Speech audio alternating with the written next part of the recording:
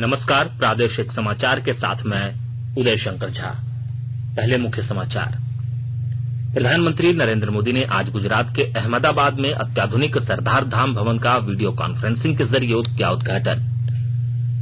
राज्य में पिछले 24 घंटे के दौरान कोरोना के 16 नए केस मिले। इस दौरान कोरोना से 28 लोग हुए स्वस्थ। झरिया पुनर्वास योजना का जायजा लेने आई केंद्रीय टीम ने भूमिगत आग से प्रभावित क्षेत्रों का लिया जायजा।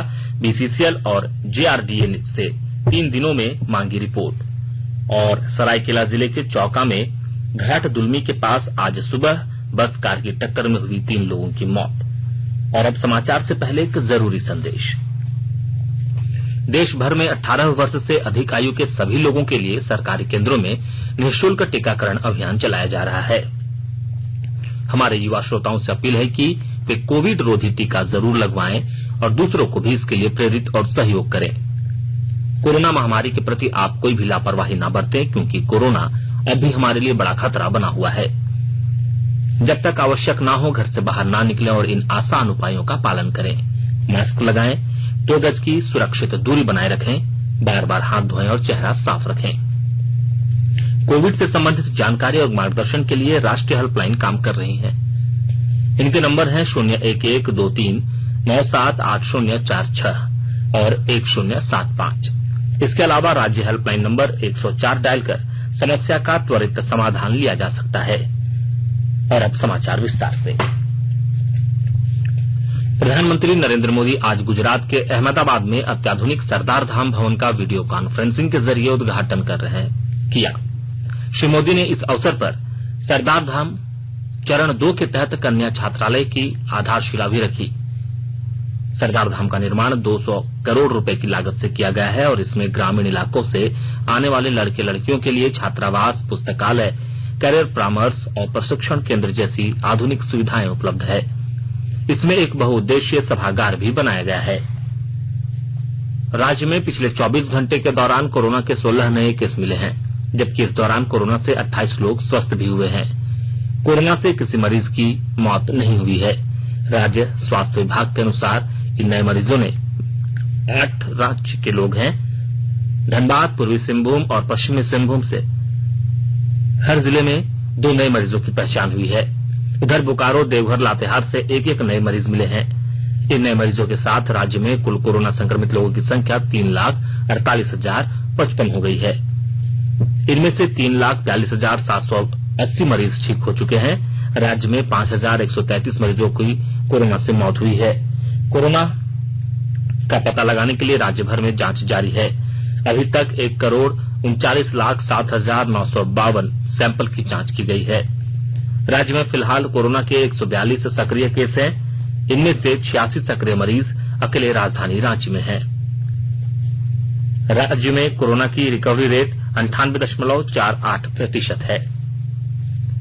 देश में टीकाकरण अभियान के अंतर्गत अब तक 73 करोड़ 5 लाख से अधिक कोविड टीकाकरण हो चुका है। स्वास्थ्य मंत्रालय ने बताया है कि पिछले 24 घंटे के दौरान 65,27,000 से अधिक टीके लगाए गए। मंत्रालय के अनुसार पिछले 24 घंटों के दौरान 32,198 मरीज ठीक हुए हैं। स्वस्थ होने वालों की राष्ट्रीय दर 97.49% है। अब तक 3 करोड़ 23 लाख लोग संक्रमण मुक्त हो चुके हैं। देश में पिछले 24 घंटे के दौरान 33,376 नए मामलों की पुष्टि हुई है। इस समय 3,91,516 लोगों का इलाज चल रहा है। स्वास्थ्य मंत्रालय ने बताया है कि 54 करोड़ से अधिक कोविड नमूनों की जांच हो चुकी है। कल 15,92,000 से अधिक नमूनों की जांच की गई। केंद्र सरकार कोविड महामारी के दौरान लोगों की सुविधा के लिए बनाई गई राष्ट्रीय स्तर की हेल्पलाइन नंबर के बारे में लोगों को जागरूक कर रही है। सूचना प्रसारण मंत्रालय अपने विभिन्न विभागों के माध्यम से इन हेल्पलाइन के बारे में जागरूकता बढ़ा रहा है। विभिन्न हेल्पलाइन नंबर इस प्रकार है। कोविड संबंधी सवालों के जवाब देने के लिए स्वास्थ्य और परिवार कल्याण मंत्रालय की हेल्पलाइन है 1075। राज्य हेल्पलाइन नंबर है 104। महिला और बाल विकास मंत्रालय की चाइल्ड हेल्पलाइन है 1098। वरिष्ठ नागरिकों के लिए सामाजिक न्याय और अधिकारिता मंत्रालय की हेल्पलाइन है 14567। मनोवैज्ञानिक सहायता के लिए राष्ट्रीय मानसिक स्वास्थ्य और तंत्रिका विज्ञान संस्थान निम्हांस का नंबर है 080461100007। आयुष कोविड परामर्श हेल्पलाइन नंबर है 14443 और MyGov WhatsApp help desk number है 9013151515। राज्य सरकार ने और 24 निजी अस्पतालों को आयुष्मान भारत योजना से जोड़ दिया है। आयुष्मान भारत योजना की इन पैनल कमेटी ने कल इन अस्पतालों को जोड़ने पर फैसला लिया। इससे संबंधित अधिसूचना जारी कर दी गई है। स्वास्थ्य विभाग से प्राप्त जानकारी के अनुसार रांची जिला के 6, हजारीबाग के 5, देवघर के 3, पूर्वी सिंहभूम, रामगढ़ सिमडेगा के 2, गोड्डा के 1 और धनबाद के 2 अस्पतालों को शामिल किया गया है। जैसा कि आप जानते हैं कि सरकार द्वारा नागरिकों को बेहतर चिकित्सा सुविधा उपलब्ध कराने के लिए निजी अस्पतालों को आयुष्मान भारत योजना से जोड़ा जा रहा है। आयुष्मान भारत योजना के तहत लाभुक 5 लाख रुपए तक की मुफ्त चिकित्सा करा सकते हैं। गोड्डा जिले के पोड़ैयाहाट के कई किसान सोलर पंप के द्वारा अपने खेतों की सिंचाई कर खरीफ फसल उपजाने की तैयारी कर रहे हैं। इस काम में उन्हें जिला प्रशासन और जेरेडा का भी सहयोग मिल रहा है। विशेष जानकारी दे रहे हैं हमारे गोड्डा संवाददाता।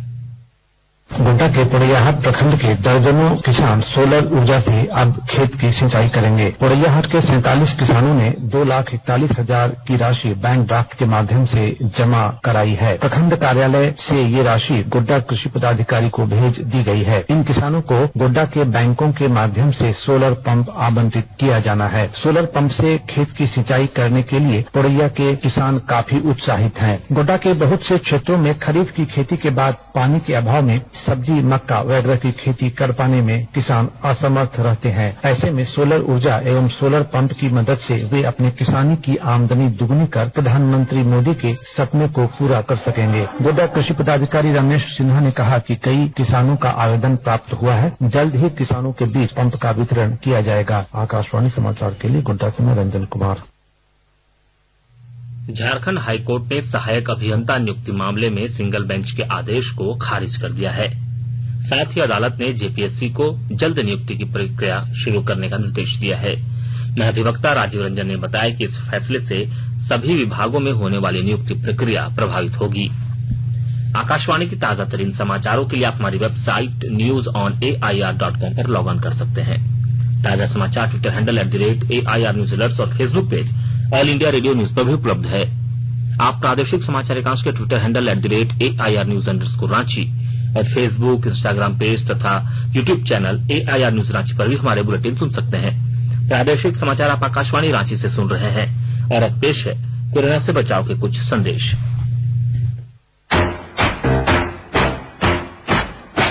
चलो मिलकर एक शुरुआत करें, चलो एक फैसला आज करें, मास्क नहीं तो टोकेंगे, कोरोना को रोकेंगे, चलो एक वादा करते हैं, चलो एक वादा करते हैं, मास्क नहीं तो टोकेंगे, कोरोना को रोकेंगे। भारत सरकार द्वारा जनहित में जारी। कोविड-19 से बचाव और सुरक्षित रहने के 3 उपाय। मास्क लगाएं, 2 गज दूरी है जरूरी, सुरक्षित दूरी रखें, हाथ और मुंह साफ रखें।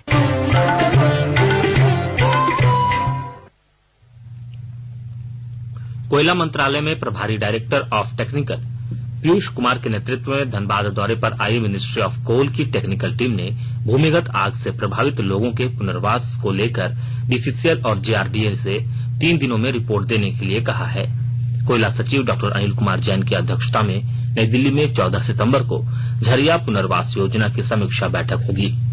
प्रभारी डीटी ने धनबाद के कोयला भवन में बीसीसीएल और जेआरडीए अधिकारियों के साथ बैठक कर 2004 और 2008 के झरिया मास्टर प्लान के आधार पर अग्नि प्रभावित क्षेत्र में रहने वाले लोगों को पुनर्वासित किए जाने की समीक्षा की। बीसीसीएल से आग की स्थिति, कोयले का भंडारण, भूमिगत आग का कराए गए डेमोग्राफी सर्वे सहित अन्य मुद्दों पर चर्चा हुई। सभी पहलुओं का अध्ययन करने के बाद टेक्निकल टीम अपनी रिपोर्ट हाई पावर कमेटी को सौंपेगी। कोयला मंत्रालय के प्रभारी डीटी के नेतृत्व वाली टेक्निकल टीम आज जेआरडीए के एमडी सह उपायुक्त के साथ बैठक कर जेआरडीए में पुनर्वास को लेकर अब तक किए गए कार्यों की समीक्षा करेगी और सिजुआ तथा कुसुंडा क्षेत्र का दौरा कर स्थिति का जायजा लेगी। देश के 75वें स्वाधीनता दिवस समारोह के उपलक्ष्य में आजादी का अमृत महोत्सव के अंतर्गत प्रादेशिक समाचार एकांश आकाशवाणी रांची द्वारा स्वाधीनता संग्राम और उसके गौरवशाली इतिहास पर 18 अगस्त से साप्ताहिक अमृत महोत्सव क्विज का शुभारंभ किया गया है। आजादी के 75 वर्षों का पर्व अमृत महोत्सव प्रत्येक बुधवार शाम 7 बजे प्रसारित होने वाले प्रादेशिक समाचार के दौरान पूछे गए प्रश्न का सही उत्तर देने वाले प्रथम 10 प्रतिभागियों में से लकी ड्रॉ द्वारा चुना हुआ एक प्रतिभागी इनाम का हकदार होगा। इसके लिए सुनते रहिए आकाशवाणी रांची का प्रसारण।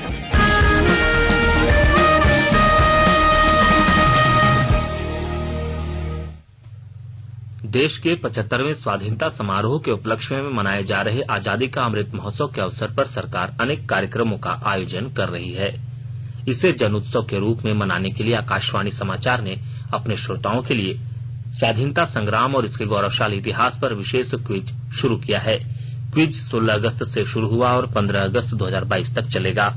इस दौरान प्रत्येक सोमवार और मंगलवार को समाचार प्रभात में श्रोताओं से एक प्रश्न पूछे जा रहा है। श्रोता अपने उत्तर अमृत महोत्सव quiz@gmail.com पर ईमेल पर भेज सकते हैं। जवाब हमारे व्हाट्सएप नंबर 8826546262 पर भी भेजा जा सकता है। एक भाग्यशाली प्रतिभागी को विजेता के रूप में चुना जाएगा और उसे ई प्रमाण पत्र और एक सांकेतिक पुरस्कार दिया जाएगा। आकाशवाणी के साथ अमृत महोत्सव क्विज में भाग लेकर भारत की स्वतंत्रता के 75वें वर्ष के अवसर पर आयोजित समारोह में शामिल हों। प्रधानमंत्री नरेंद्र मोदी ने 1893 में शिकागो में स्वामी विवेकानंद के ऐतिहासिक भाषण को आज याद किया है। श्री मोदी ने ट्वीट में कहा है कि उनके इस भाषण में भारतीय संस्कृति की विशेषताओं को बड़े सुंदर ढंग से वर्णन किया गया है। उन्होंने कहा कि स्वामी जी के भाषण में न्यायप्रिय, समृद्ध और समग्र धरती के सृजन की क्षमता है। वहीं गृह मंत्री अमित शाह ने युवाओं से स्वामी विवेकानंद के भाषण पढ़ने और राष्ट्र निर्माण में योगदान करने की अपील की है। श्री शाह ने एक ट्वीट में कहा कि शिकागो में स्वामी जी के ऐतिहासिक भाषण की आज 128वीं वर्षगांठ है। उन्होंने कहा कि उनके इस भाषण से विश्व को भारतीय संस्कृति के बारे में जानकारी मिली थी और वह हमारे लिए प्रेरणा का स्रोत है। सर्वोच्च न्यायालय ने कहा है कि दाखिल खारिज की प्रविष्टि से व्यक्ति को किसी संपत्ति का मालिकाना हक नहीं मिलता है। राजस्व रिकॉर्ड में दाखिल खारिज प्रविष्टि का मकसद सिर्फ वित्तीय होता है। न्यायाधीश M.R. शाह और न्यायाधीश अनिरुद्ध बोस की पीठ ने कहा कि इस बात में कोई विवाद नहीं हो सकता कि वसीयत के आधार पर अधिकार का दावा तभी किया जा सकता है जब वसीयत करने वाले की मृत्यु हो जाए। सरायकेला जिले के चौका में घाट दुलमी के पास से आज सुबह सरायकेला से रांची जा रही एक बस की कार से टक्कर हो गई। इस दुर्घटना में कार में सवार 3 लोगों की मौत हो गई। 24 वर्षीय महिला रेशमा परवीन और 35 वर्षीय समीर अंसारी के शव को सरायकेला सदर अस्पताल लाया गया है, जबकि रेशमा परवीन के पति फिरोज अंसारी को गंभीर अवस्था में जमशेदपुर के MGM ले जाया गया, जहां रास्ते में उनकी मौत हो गई। मृतक चांडिल थाना क्षेत्र के गौरांग कोचा और तिरुलडीह के हैं। इस घटना में फिरोज अंसारी के 5 वर्षीय पुत्र को चोट लगी है, जो जमशेदपुर TMH में भर्ती है। सभी लोग कार से जगन्नाथपुर जा रहे थे। इस दौरान विपरीत दिशा से आ रही बस ने उन्हें सीधी टक्कर मार दी। अंत में मुख्य समाचार एक बार फिर। प्रधानमंत्री नरेंद्र मोदी ने आज गुजरात के अहमदाबाद में अत्याधुनिक सरदार धाम भवन का वीडियो कॉन्फ्रेंसिंग के जरिए किया उद्घाटन। राज्य में पिछले 24 घंटे के दौरान कोरोना के 16 नए केस मिले। इस दौरान कोरोना से 28 लोग हुए स्वस्थ। झरिया पुनर्वास योजना का जायजा लेने आई केंद्रीय टीम ने भूमिगत आग से प्रभावित क्षेत्रों का लिया जायजा। BCCL और JRDA से 3 दिनों में मांगी रिपोर्ट। और सरायकेला जिले में चौका में घाट दुलमी के पास आज सुबह बस कार की टक्कर में हुई 3 लोगों की मौत। इसके साथ ही आकाशवाणी रांची से प्रादेशिक समाचार का ये बुलेटिन समाप्त हुआ। नमस्कार। घर में रहिए, सुरक्षित रहिए और सुनते रहिए आकाशवाणी।